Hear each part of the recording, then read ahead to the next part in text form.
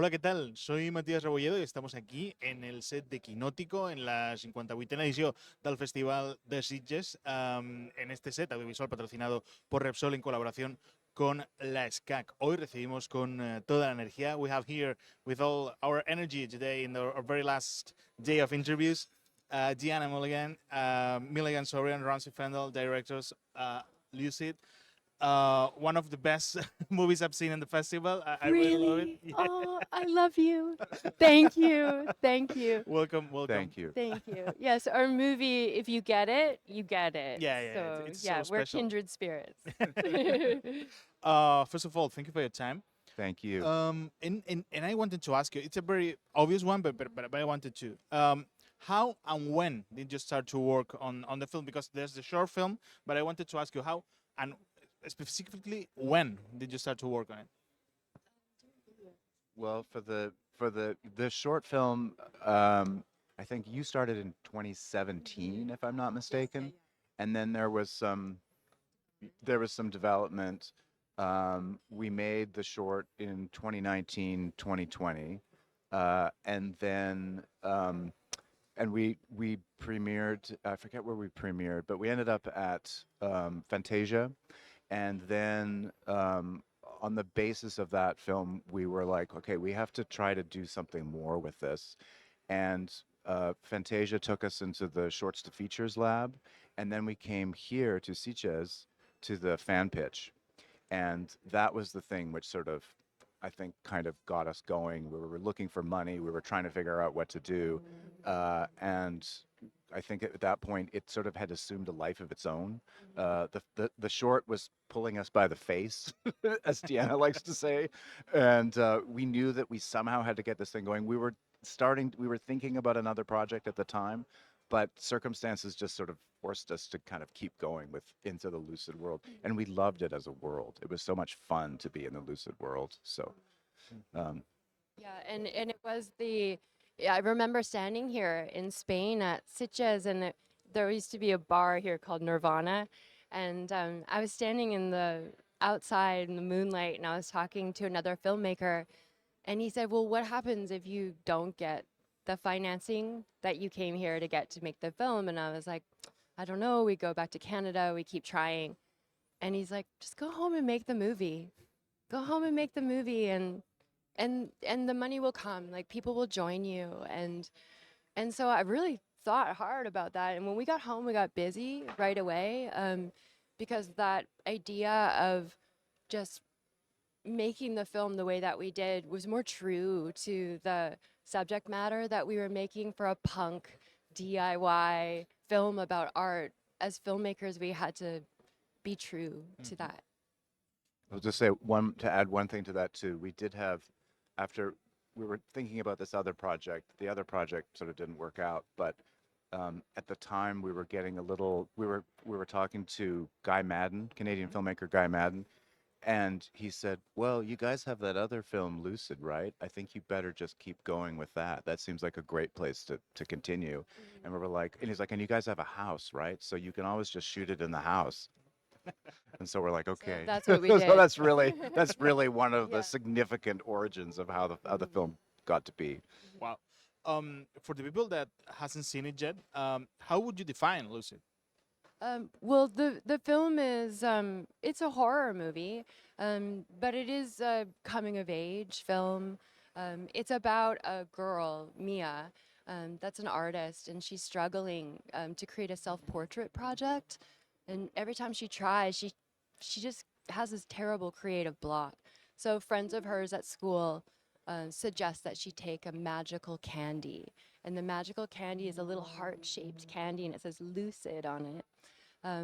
So when she takes the candy, it does help dissolve her creative blocks, but her inner demons also emerge, and she ends up in an adventure where she's fighting them and going through a very nightmarish, sort of surreal dream, where a lot of her repressed memories are and artistic ideas and all the well of her creativity So it unlocks all of these things, and she becomes this like superpower, awesome artist, punk girl, and out to just kick ass and yeah, make the self-portrait she always dreamed of. Would you agree? There's a lot of things in the film, but would you agree if we say that Lucid it's a film about grief in a way? Yeah, that's it hits hard for you to say that because I know that you like the music of the film, and it's right now we are grieving because our composer died right before we came here. Oh, Marta Jakubic McKeever is our composer, and um, so on another note, that just made me think of that because she worked tirelessly on the film and all through cancer when she was battling cancer. And then right before we came to Sitges, she actually passed away. So we're grieving personally right now. But yeah, the movie is a lot about grief and surrendering and letting go and digging deeper into generational trauma that's buried inside of you. All of those things, these are the well of like the most important emotional place you could go. This is like the deep shadow place that you need to draw from as an artist if and as a filmmaker. So that's the place that Mia had to go. And so yeah, there is a lot of grief in there and other complicated, darker emotions where the real monsters are, you know? So, and yeah, that's. Yeah, I was going to say that it's actually very perceptive because it is a lot. There's a lot of grief in the film, and I know. I think we were very interested in exploring this idea that art is this. There's this sort of popular culture belief that, oh well, you just do art and you make a painting and it's going to make you feel good and you're going to resolve these problems in a very superficial way, when really that we know to create art is to sit in the most uncomfortable places, whether it's grief, whether it's trauma, and not to be completely overwhelmed by it, but it's like a you have to keep working through it. It's a perpetual kind of working through this material, And this and is the that's journey. this is the journey. This is the journey of any artist. This is like really the journey of being alive. And so I think it was sort of trying to show that in a way that, there are a lot of movies that show, oh, there's the artist and, oh, they have the challenge and then they overcome the challenge and then it's all sort of resolved. But, we know that it's never really resolved. And these things you can kind of, there's the next stage and the next stage, but you're always working through this material. Yes, because in grief, in a lot of ways, people try to bury because it's so painful that or that you're afraid to dig in there. And Mia does this in our film. She goes on a journey where she starts to explore these darker places, but she comes out the other side. So this is the thing: is if you are courageous and you can look into the shadow side, you can come out better on the other side if you're brave and sit with these things. These are the important life lessons. since you were there, I wanted to bring up the music part of the film, which is absolutely great. It's punk, it's rock, it's even some kind of grunge vibes, which I really love. I was a really grunge teenager, so I was really like moved by it. So I wanted to ask you about that. How do you find the right music? How did you find the right vibes for It the was film? Marta, our beautiful friend and our composer, Marta Jakubic McKeever, and she did all of this music. She composed pieces for actors to sing live on camera. When actors are singing in our movie, they're singing for real, and we shot on 35.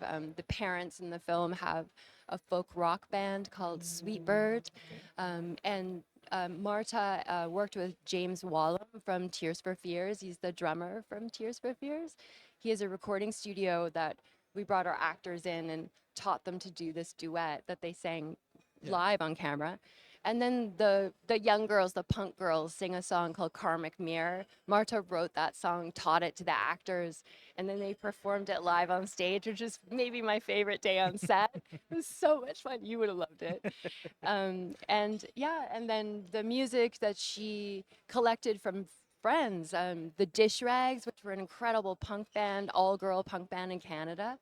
They were Actually the first all-girl punk band in North America from Okay. like 1976 that ended up opening for the Clash in 1979. But they were just they were like 16-year-old girls when Yeah. they first started playing this music, and there was no other girl punk band in the world. So it's so cool that we actually Yeah. have two of their recordings. Exactly, and only because Marta knew them, so we were able to ask for their music, and the local bands from Victoria, BC, Canada, where we live. We tried to keep celebrate our local independent bands, and we have some amazing artists, Dielectric and Hush Hush Noise and K-Car, all these cool bands. We're hoping to do a soundtrack, so we want to make little Please. pink cassettes.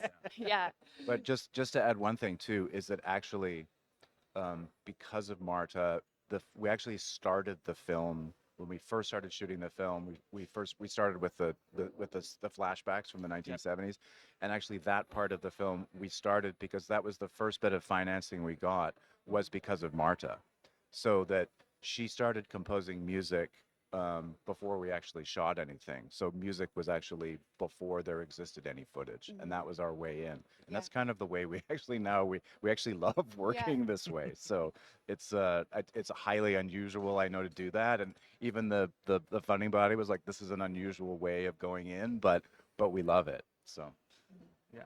Well, let's talk about Mia, about Kaylin. How was that? How was the job to find her? What did you ask of her? Well, we all made a pact before we started filming that we were gonna give the film everything we had. We were gonna work so hard, all of us. And Caitlin really committed to that pact that we had as directors and actors. She moved in with us for 5 months while we were filming the movie. She lived with us in our house where we were shooting. Okay. And before we started shooting, Caitlin helped design and build her bedroom set. The bedroom set in the film is in our carport. I don't know if that translates in Europe, but it's like a garage for your car. And so it's just sort of an open space with a roof. And so we filled all the walls around, and then with garbage, windows and things that we'd find on the street, a couch we'd find on the side of the road. Okay. And then Caitlin would spray paint the walls and scribble her inner thoughts all over the walls, and then use the spray paint to spray paint her clothes. Oh. And this was an amazing character development, because then that's how we found that Mia has dirty fingers, that she's always has her fingers covered in paint or paint on her face, and that she's messy, and that we got to do all these rehearsals in that space before we started shooting, because it was really inhabiting an actual space. It was like a game, like when you're a little kid and you play a game. It was a pretend kind of make-believe opportunity for the actors to really sink into the spaces. yeah, it was. I mean, Caitlin is a tremendous visual artist in her own right. I mean, like all the pieces that are in the film, the paintings, the drawings, it's all Caitlin. Like we didn't get art department to go and substitute anything. It was Caitlin. Like Caitlin is so incredibly adept at painting and drawing and mixed media and collage. And dancing. And also she's a terrific dancer. Her actual background is a dancer. And so the way that she's able to inhabit that physicality, that's kind of her way into a character. And it's something that we find so striking, is because, it's sort of physical first as opposed to figuring out lines or something like that. It's And like, that's it's how we actually- found her too. And she was dancing in a music video for Marta. Marta was did is in a band called ESL Band, English as a Second Language. She was Okay, yeah. Polish, Yeah. and everyone in her band is English as a second language, and so yeah, you have to check them out online, ESL Band.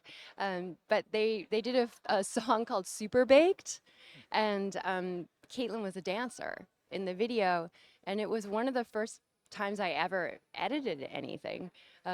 It was when I was first starting, and I was mesmerized by Caitlin the whole time I was editing, thinking this dancer is an actor. They were just giving so much beautiful emotion right directly to camera. They're so electric.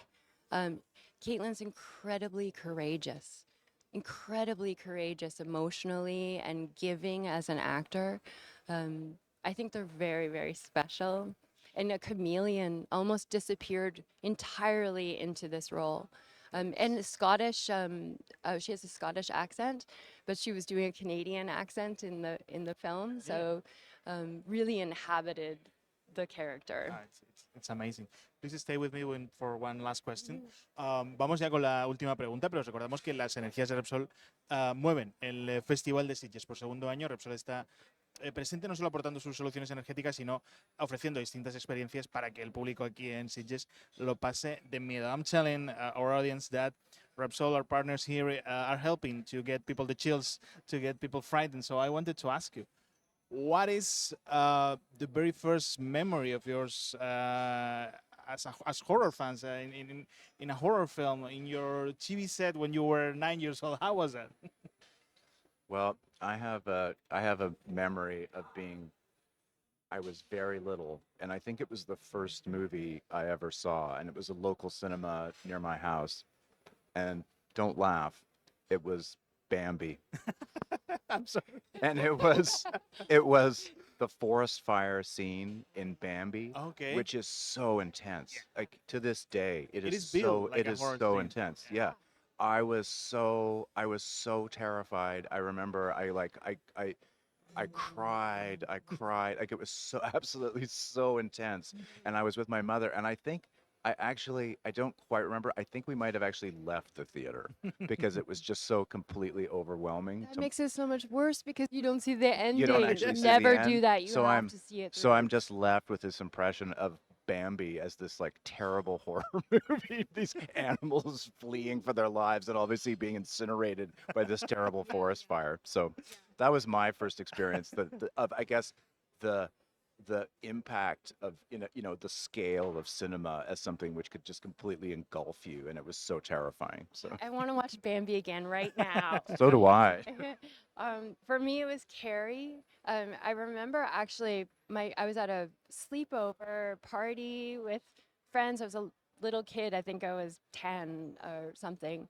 And we would rent videos from the video store. We'd rent the machine as well for a party. It'd be a special experience for a birthday party. So we had a few kids there, and everyone fell asleep during the movie, and except for me. So alone at night, sitting up, all the other girls asleep in their sleeping bags. And in the end of Carrie, when the hand pops up, alone with these kids, I was so afraid.